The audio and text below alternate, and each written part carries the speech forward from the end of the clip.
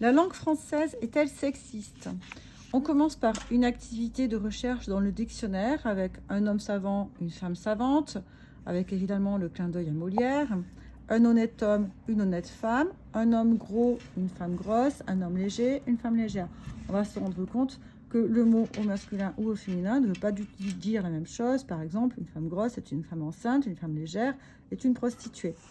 Donc, selon le terme féminin ou masculin, la signification n'est pas la même et il est souvent connoté de façon négative quand il est au féminin.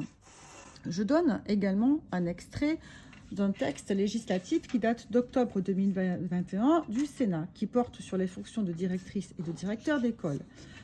Et là, créant la fonction de directrice ou de directeur d'école. Ce texte est relativement récent.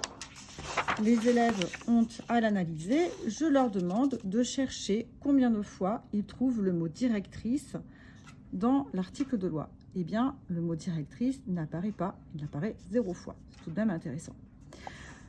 Je leur rappelle également que le 10 octobre 2014, l'Académie française publiait cet article pour refuser l'admission de l'emploi de mots féminins de métiers, tels que, par exemple, professeur, recteur, sapeuse-pompière, auteur, ingénieur, procureur.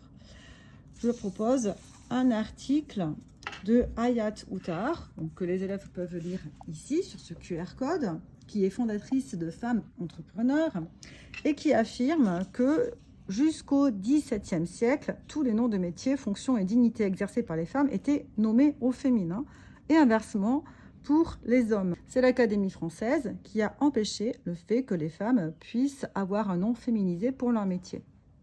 En 2019, dans un rapport, l'Académie française est revenue sur sa décision et a accepté qu'il n'y ait pas d'obstacle de principe à la féminisation des noms de métiers.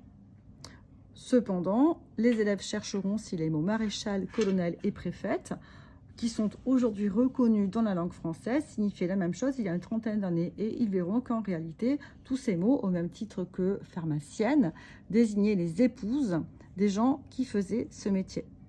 Un article très intéressant de 1876 de Cyprien Hayet, qui était grammairien. Certains noms de personnes de genre masculin n'ont pas de forme particulière pour le féminin parce qu'ils désignent des états ou des professions qui conviennent plus spécialement aux hommes, tels sont auteur, écrivain, poète, peintre, docteur, général, charlatan, etc. Je demande aussi aux élèves d'écrire une phrase en me disant de quelle couleur sont ce camion et cette voiture. Ils vont tous écrire ce camion et cette voiture sont verts.